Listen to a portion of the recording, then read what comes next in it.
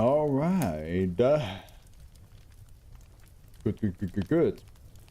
We have author Nat Voltaic, which we had them semi-recent. I mean, it is pretty recent. I would say if it's in the same, like 100 SCPs ago, like as in like from 2600 to now, that's recent. 2500 to now, that's like semi-recent. 2400, that's a bit ago. I think that's the good rule. Like, you know, within like the milestone of 100 away, that should be recent. Oh yeah, Nat Voltaic, the last one we had from them was 2651, which was called Gazing Upon a Failed Future.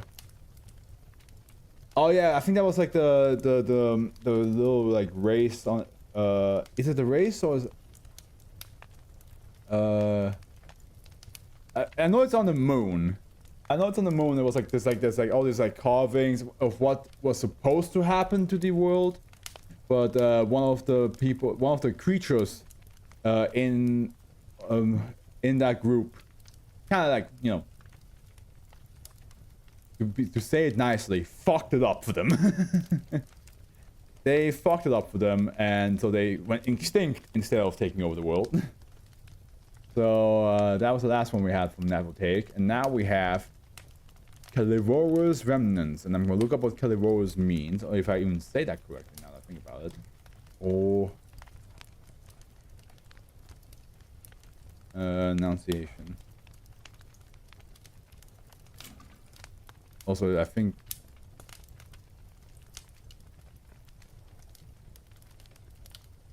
okay, there's no. Looks like it's a made-up word because there's no pronunciation for this. And before you tell me every word is made up, I mean, I guess there's no like dictionary term for it. So we just have to go with whatever we're gonna learn in this SCP today. Okay, containment class Euclid, level 3 confidential, disruption class Connect, risk class critical, special containment procedures. SCP-2742 instances should be contained in an aquatic containment chamber outfitted with a can't count to monitor hume levels. Nothing that leads anywhere, right? Yeah.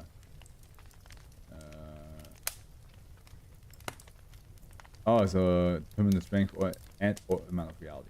Gotcha. On one long-range reality adjuster should be kept focused on the chamber at all times, increasing the hume level of the chamber to keep the SCP-2742 instances fed. Modified Scranton reality anchor that utilizes interdimensional rift devices to cause hume changes outside of their range in multiple locations. Hume levels should be around the area average as a result of the changes from feeding. The LRRA should, or the RA. God damn it, mechanic. Why do you always have to do it in the streams where like I have to like do a lot of work? Why can't it be ever at a stream where I'm relaxed and I'm like, yeah, you know what, I'll be down for whispering.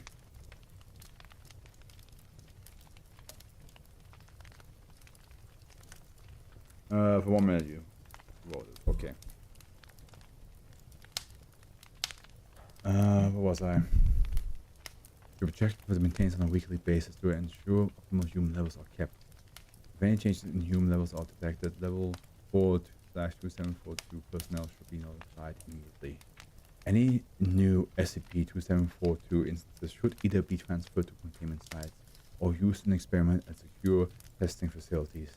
In the event of a containment breach or discovery of instances, an LRRA should be focused on any aquatic location away from civilians and increase the location level.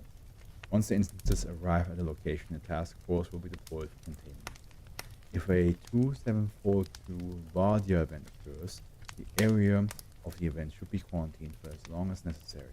Following the end of the event, the area should be assessed for any remaining anomalies and personnel should be interviewed. Any remains of the -1 instance should be collected. Perfect. And that whisper right on the end of the special containment procedures. There we go. Description: SCP-2742 is a species of anomalous aquatic animals resembling anguilliforms in body shape. Well, we got... what does that mean?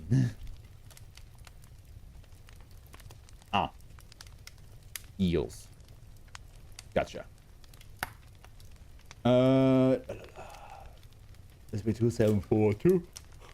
Instances have 1.5 meter long, trilaterally symmetric bodies with slight edges separating each side. The instances are dark purple in coloration with lighter patches on certain parts. The head is a tetrahedron composed of a gray rocky material extending from each edge on the base of frills resembling the gills of Ambystoma mexicanum, likely used in feeding or as a sensory organ. The gills of an Ambystoma mexicanum. Let's see what that means. An axolotl!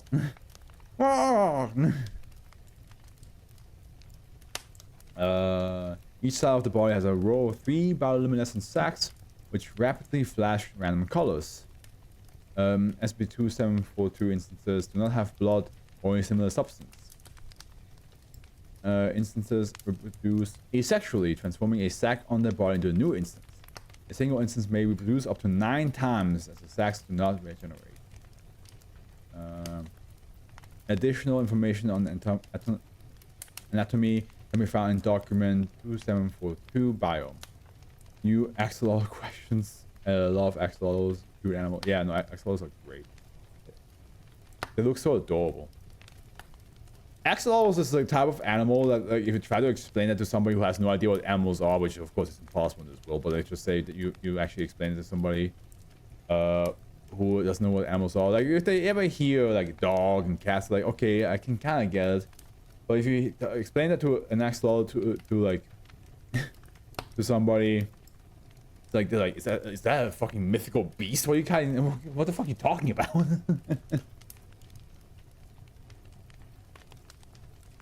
Explain to aliens, yeah, because like a dog and a cat, it might be like, okay, I get it, and then you explain an axolotl, you're like, so it's a dragon. Like, no, it's not. The entities are Caelivorous, consuming the strength of reality for sustenance. Okay, so that's cool. So they they absorb reality, presumed to be done through the intake of vesicants, a theorized particle that determines humus. The particles would go through microscopic pores in the head and into an organ, which turn it into chemical through an unknown process. This is seen as a decrease in hume levels within a 50-meter spherical region around the head of an instance. A measure of the integrity of reality, which determines how difficult it is to modify or bend. As more instances enter a single region, the decrease will become more severe. Once 7 are present, any additional instance will begin to die from starvation. As a result, SCP-2742 are rarely seen in groups, though they can form schools. Instances also move between locations frequently, suggesting that staying in one area can also lead to starvation. Effects of the hume decrease include a region of visual distortion in the area, normally resembling those caused by heat waves. Sounds also undergo various distortions. A sense of unease is often reported from subjects, sometimes escalating to terror. There's also a higher chance of non-anomalous subjects becoming reality benders for the duration of the decrease. So non-eels, basically. In most subjects, this is done unintentionally, often stemming from changes in perception being applied to the area. It is also more likely for anomalous phenomena to spontaneously occur, though it is rare for anything created during this to exist outside of the area. When an SCP-2742 instance dies, either from starvation or other means, the bioluminescent sacs will burst and stop glowing. There's a chance that a 2742 Vardia event will occur, which entails a temporary restructuring of reality in a spherical region. The event has an approximate radius of 30 meters. NASA's view of the event shows the area as repeatedly bending and twisting, though no such phenomena are described by those entering or inside it. What happens in an event varies through hallucinations, and appearance of anomalous entities are common. After an event, the area will return to normal, though some objects recreated or distorted in it remain. Hume levels will increase to the local average after approximately 5 hours. No casualties have occurred from these events. The remains of SCP-2742 instances are typically heavily damaged on recovery. The remains do not appear to decay. Not all entity deaths will result in a 2742 Vardia event, with 4 of the 9 recorded deaths not causing one. Whether the probability of an event occurring is determined by outside factors or by chance is unknown. How do you think reality tastes? I think every flavor combined. Other than that, maybe lemony. I think SCP-2742 is extraordinary. Imagine them comparing their feeding habits to every other animal. I feed on meat. I feed on plants. I feed on the sun. I feed on reality. You weird Jerry. I mean, the idea of like saying like yeah, because like feeding on reality, I'll be like, okay, I'm not gonna hang out with you because the chance that the reality around me would fucking get destroyed because you're eating. No, thank you. -1 was discovery log. -1 was detected in Lake Ontario after a trail of lower than usual human levels was detected by canned range monitors on Foundation patrol boats. The larger version of canned counters are also more sensitive to human level fluctuations. MTF News 3 limnophobia were dispatched to track and contain the cause of this decrease on the 15th, 10th, 2016. -1 was discovered on a yacht. There we go. I was saying in German. Stored in a aquarium at the back of the ship. Interrogation of the ship crew revealed that they were members of the TOY 03088, the Church of the Second High Tough, and were planned on bringing the anomaly referred to as Null Off back to the church facility to preservation. Why am I not surprised that the Church of the Second High Tough has another water-based animal as part of the SCP gallery? It was 2 squids before. Well, an octopus. Two octopus before. Now we have an eel. A religious organization which believes that the universe is the second universe to exist. The church... Yep. We have read this before, but I will read it again. The church worships a deity known as Akmul, which protects the universe from extra-universal entities. Members routinely make blood sacrifice to the deity, presumably keeping it healthy, which one of the SCPs we read is doing that. The origami squid octopus was constantly like, give me some blood. I need to give blood to my god. Investigation in the group is underway. And if you don't give him blood, he will stab you. He will actually grab a knife with his paper tentacle and stab you.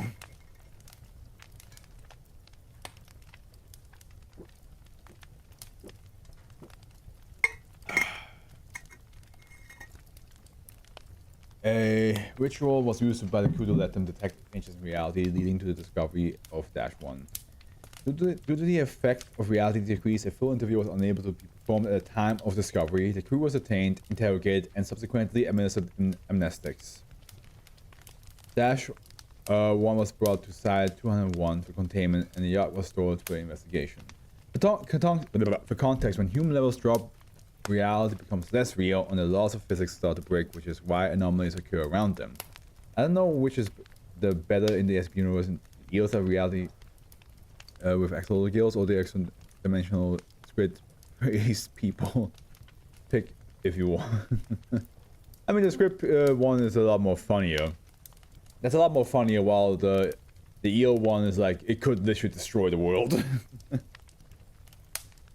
It is Euclid because I have a really well contained, but imagine if like too many of these things existed and you don't have control of it at all. Reality would just cease to exist. Okay. So it's a containment of -1. 24 instances have been born, none of which have died. -22 is the only other instance to have been discovered in the wild, also found in Lake Ontario. The instance died during recovery. And then 2742 Vardia event log. Fucking massive log too. Like, look at. Oh, you can't see it.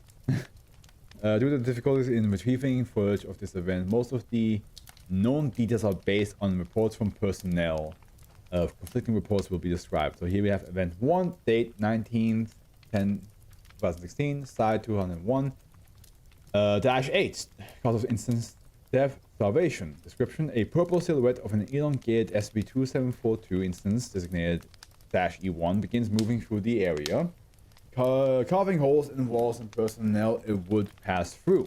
The walls become gray in color as an object described it as a 3-sphere manifest. Identified as such based upon personnel recount and research into higher dimensional objects. Let me see what this. Yes, phone.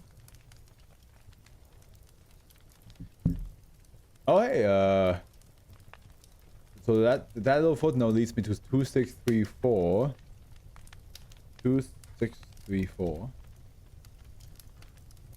Oh yeah, it's a being that has like that, like, you know, like trying to get you help because it's from a 7th dimension, and it's like, oh, help us. We need to reach the 8th dimension and so on and so forth. Yeah.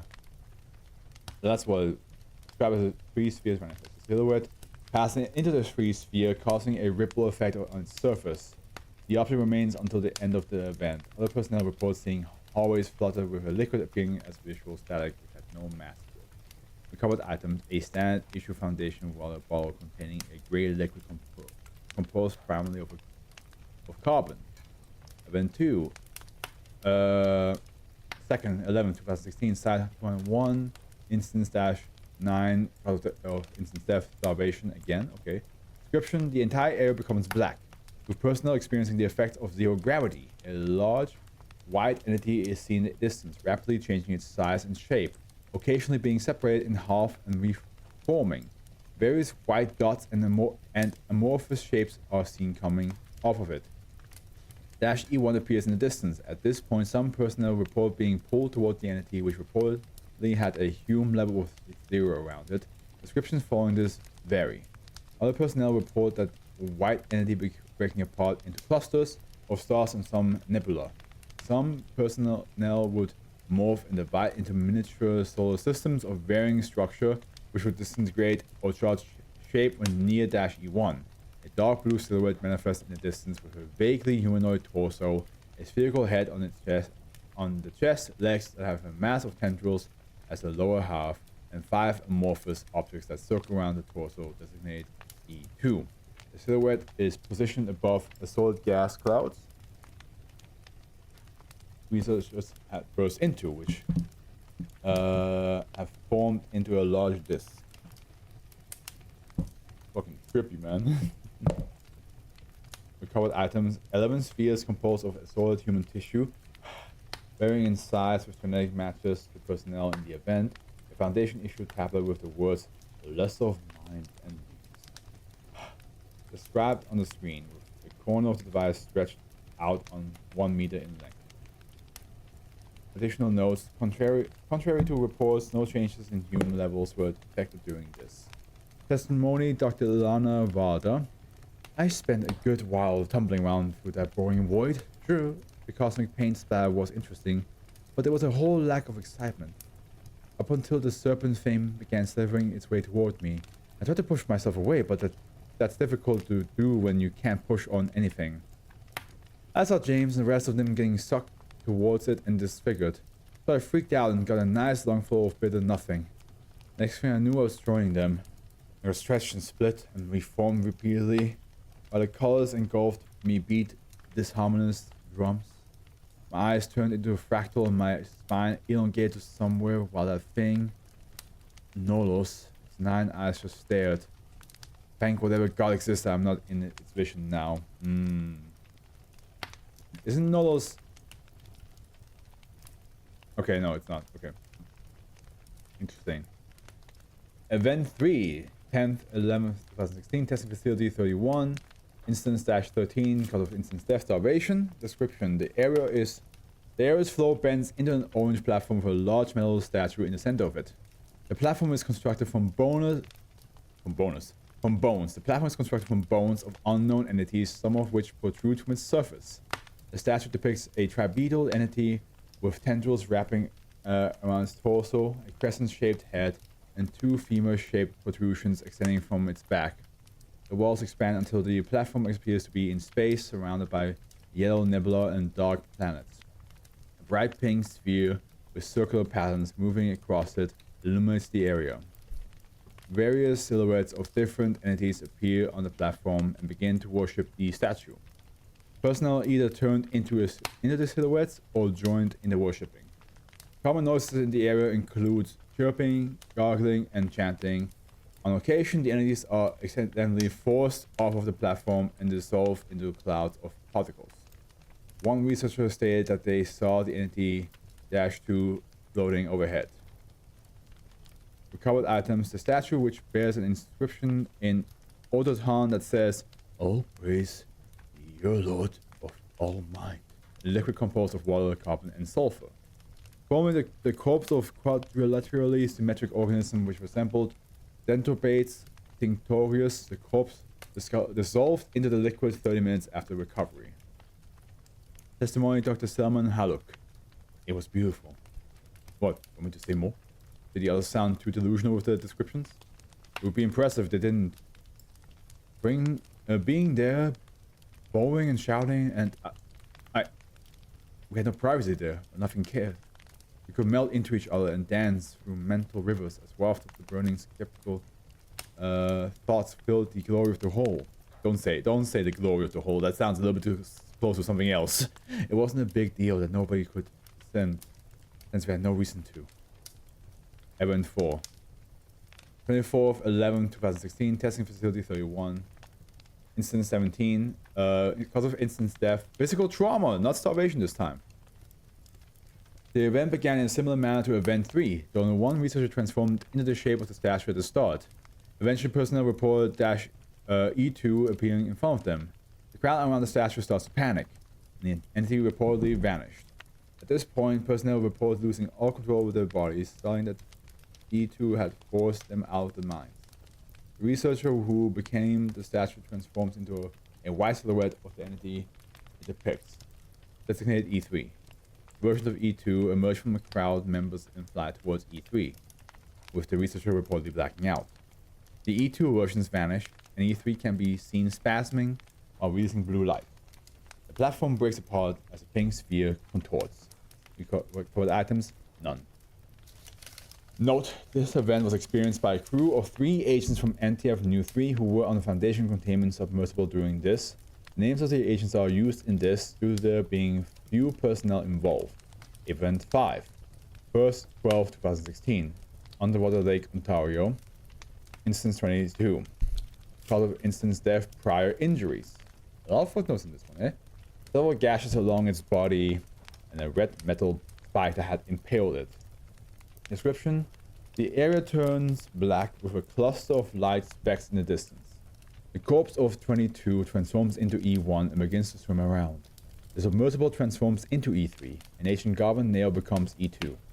The interior of the vehicle turns to resemble white, metallic versions of body, tissues, and organs. Agents Alan Bridger and Kenna Rodina begin yelling various words of an unidentified language. Repeatedly as Agent Neil faces out of E3, moving towards E1. He enters the head of the silhouette, and after several minutes, E1 transforms into a large 4-dimensional maze, which Agent Neil is inside of. Neil attempts to attack the maze with the objects circling him, which have transformed into the long triangles.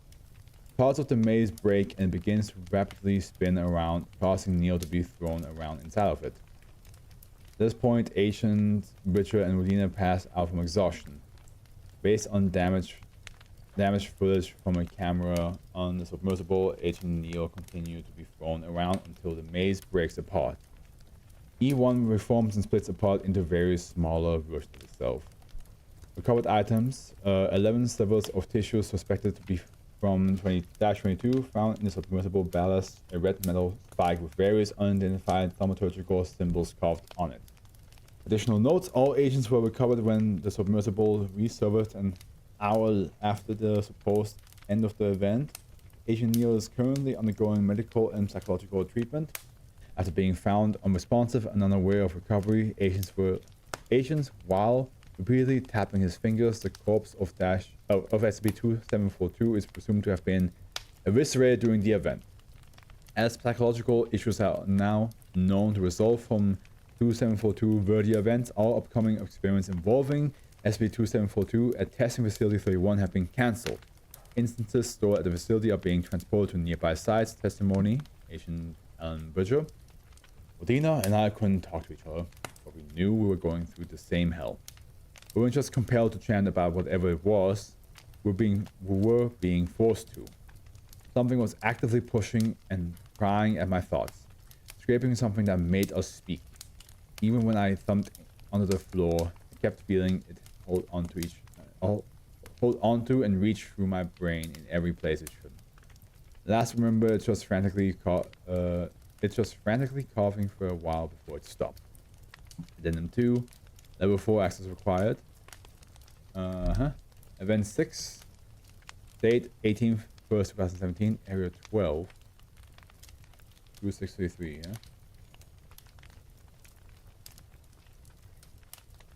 2633.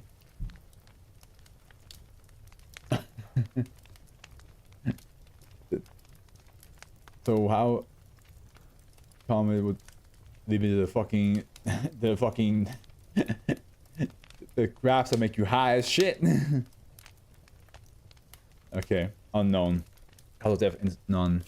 The air becomes black and all walls melt into the floor with a white sphere manifesting after. Various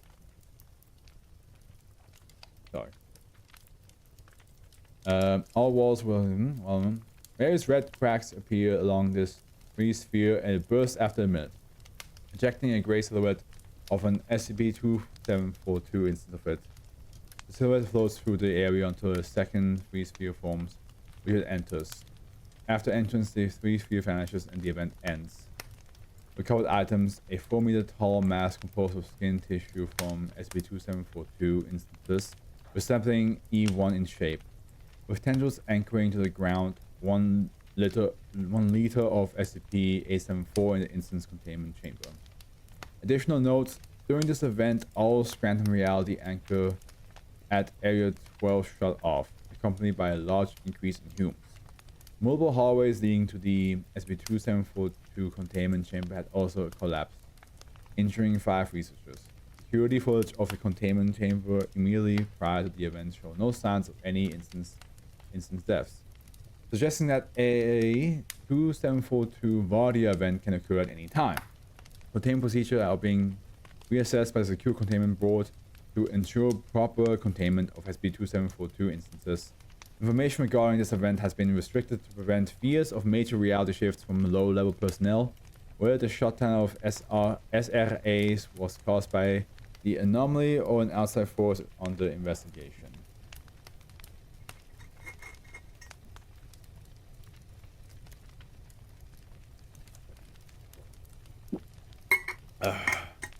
This event or something? Yeah, this is what happens when your reality gets eaten, bro. QOY 03088 document 037. The following is a document recovered from ancient Marv Karin, Marv Karin, from an Orthodox church in Jena, Germany. A word used to refer to things related to GOY 03088 along with the name of the language spoken by church members. Due to similarities between the narratives of this story and a certain 2742 Vardia event has been included in this document, all text has been translated from Autoton to English. Notice to readers: this story involves events that occurred during the first Hythoff. It is likely that certain details in the story have been modified since it was first told due to the age of the story and the events it concerns. Readers should not consider information in this to be completely accurate. Any questions regarding this, along with any additional information on the story, should be brought to any church scholars. May the Holy Fourth forever protect us. I've Scholar Diana Olivia, Branch of History. The title of this should be all of this happened because of some damn eons. I'll consider it. If nothing pops in my mind, then that will be these damn eels caused all of this. And so, even though I don't use drawn pictures, I would love to just... Actually, I can look up if the live action Ariel, if Ursula has her Barracudas. If there's a live action Barracudas and I just attach some like axolotl gills to them in the Photoshop and be like, it's all your fucking fault. Uravol the Boyless. It was the fourth Aeon of the Hightoff. The lesser deities combated and slaughtered for measly chunks of territory in the recesses of the universe as the almighty Vice Gods ruled across the galactic plains. After the despair that was the first turmoil, all was at rest. Uravol, the deity of Osrok Mind, gazed up at the sparkling plains with fear and animosity. The Vice Gods should not have so much power, nor should they have such massive kingdoms, nor should they exist. He knew that it was an impossibility to level them and their realms, even with great effort. The chasms of Uravol's mind twisted and bent as a plan was formulated to erase it all. As blood marred to the constellation and the last galactic arm dispersed, the idea was completed. He left the shattered galaxy of Yu and flew towards the empire of the Thought conglomerate ruled by Psi Mind Erjo, great swaths of yellow nebulae. Nebula? I think it's nebulae. Galaxies and gray harvester stars circled on the outskirts of the unimaginable psychic core. The swarming bodiless telepaths released a pink glow as they labeled with the Psi Mind's will. The trillion followers bowed and praised their lord, their feeble lost centuries ago, dedicating their existence to the worship of her. They danced upon stellar mornings constructed from the remains of those that lived before, their insubordinate ones. Uravol knew of the potential of their minds and used his power to exploit it. One by one, the followers' minds were replaced, and they all became Uravol. Erjo sensed a loss in faith and dispatched a body of hers to solve the issue. The Uravol trillion mentally bombarded Erjo, and gradually her consciousness was melded and absorbed. His physical form wretched and disjointed from the strain, but it mattered not. The bodies of Uravol soared out of the collapsed empire into the eaten chaos. The void carved out by the ancient Northlos, the beast swam through the inky madness, shaping the flowing realm with its imagination. Strange colors and shapes whispered and vanished as he passed through the unnatural. Things that were between life and death reached out for an end and were peeled away to other dredges. If the first could be taken, the rest of the Vice Gods would go too. The strength of the psychic coursed through Uravol as his advent came, delegating the perception of surroundings to entities outside of the realm. The area would not overload his focus. The proxies assembled in the grid around the first, and he began to channel his mind into it. Wave after wave of mental slashes tore through the psychic barriers surrounding its brain, yet the beast only waited. After a seemingly timeless century passed, a gap had been carved into the barrier, and Uravol launched into the depths that awaited him. What was learned and witnessed within the thing will remain unknown. On the day of the entrance, a scream rang out through the denizens of the universe in all of its dimensions. The secrets that were uncovered trapped and buffeted Uravol, the alien unknowns encompassing him. It could not be incorporated into himself or controlled, though it had begun to do so to him. He fought for sanity, but it was futile. As he lashed out in fright, Northlos convulsed and tore itself into many children, ejecting them as far as the nameless creator can perceive. Uravol lost the grip on his body, and the trillions of them collapsed. Transformed into unconscious husks, the persuasive warmth of the psychic core faded and the Empire released its last echoes. The consumed realms were a colorful chaos no more. With vast lands relinquished from the prior owners, the second turmoil began, and peace became a forgotten concept. Uravol lost the ability to permanently connect to any corporeal form in his madness, forced into the role of a psychic nomad. The mind continued to roam across the Hightoff, drifting from being to being in search of a body to claim as his. If one feels an unknown presence carve at you, briefly tugging on the strings and filaments of your mind as alien ideas spill forth, Uravol the Bodiless has gone. Whew! I gotta say, the Church of the Second Hightoff is slowly but surely becoming a very fascinating group of interests for me. Like, the couple of times that it was mentioned throughout the series 3. I think that's like all the times it was mentioned in series 3, maybe once in series 2. yeah, I was kind of like, okay, interesting. I kind of like the idea of like a religion talking about like, you know, a world that has been and now it has restarted, and now there's like all these like harbingers,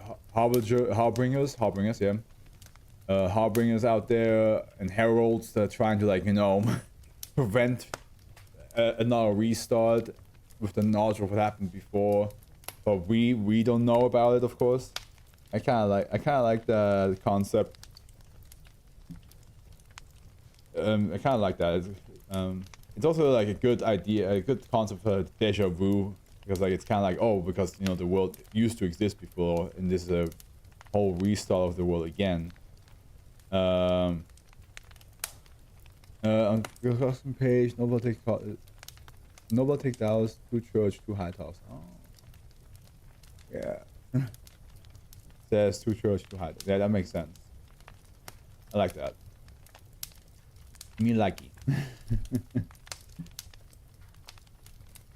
All right, let's get to the next one, shall we?